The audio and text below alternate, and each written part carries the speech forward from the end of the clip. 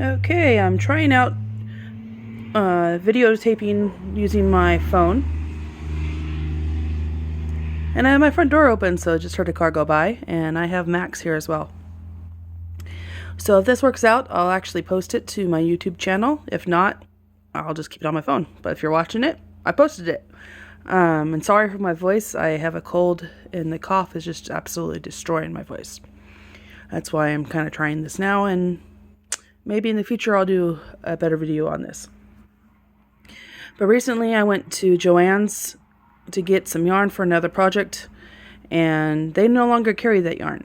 But I found this book, and in it I found a pattern. Let me flip to, there you go. This dragon here that I thought was absolutely perfect to make for my nephew for his first birthday. And in here there's a bunch of other patterns. I'm going to flip it on the back that you can see all these different animals. And my oldest niece, who will be turning 5 in May, is currently absolutely obsessed with mermaids. So I had a pattern for a mermaid. And my niece that just turned 3 is obsessed with unicorns. So I had one of those in there. And like again, I said there's 2 dragons actually, but I find this one cuter. And I liked the Loch Ness Monster and the Griffin and there we go, this dragon and this one as well. This is like a unicorn dragon, and this is just a regular dragon, but they have wings. This one has wings, this one doesn't. Bunch of interesting ones. So I got this, brought it home, started making this dragon, and got its head done. And every time I make something, my niece, who I call Little Owl, just to protect her name on the internet and all that, wanted me to make her something, and I showed her the book, and I opened it up to the to the mermaid, and she was just so overjoyed that there was a mermaid.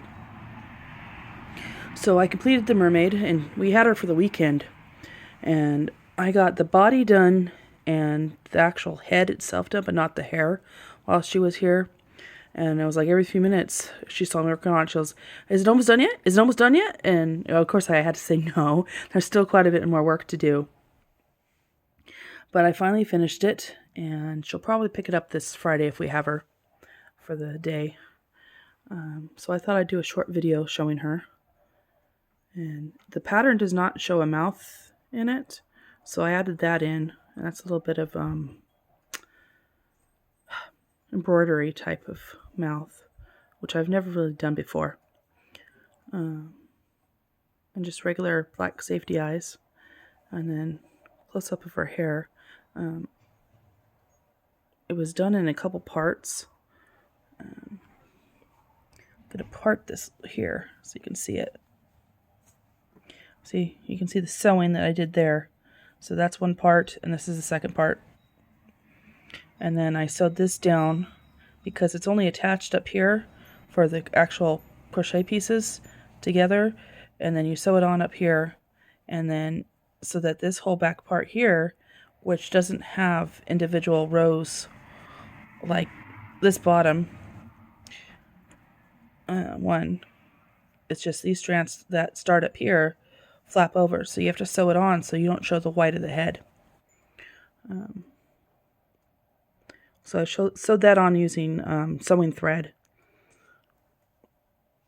And I didn't have a color that was an exact match, so I just chose a pretty pink so that when it was seen, it was pretty. So that's her head. And Max is joining me. Whenever I talk, he thinks I'm talking to him. But I really like this. And soon I will post a how-to video on how to get strands to do this. So if you want to make hair or something else, just using crochet pieces that twist, I'll show you how to do that. It's actually quite simple to do. A little different from the pattern was the top in the pattern. It doesn't have the string to it. It's just sewed on here. But I added that to make it look like a bit of a bikini rather than just something glued onto her. So I'm going to show you the pattern in here. I'm not going to leave it in there too long because, again, this is copyrighted material. Here's the mermaid. So this was the original one. And my niece loves pink. So I was originally going to do her tail as is and then use this color here for the hair. But her mom made her a mermaid for Christmas that she sewed. She can sew. I cannot sew. The fabric used was different colors like this. And the hair is pink. So when I was pulling out my yarn choices, I let her pick out of my stash. She chose those colors over doing a pink tail and multicolored hair because she wanted to match the doll that she already has. And she goes, I have a sister and I want my mermaid to have a sister as well. And she's going to name it after her sister, who I call Little Fox. I'm not going to say her real name on here, but that was her excitement over it. She was just so overjoyed. So I'm going to just show you some of the pictures, but not too much, so that way don't get in trouble with copyright issues and all that. But see the head here, and see there's no mouth. And then to sew on, you kind of just pin it, and then you sew in and pin the hair strands.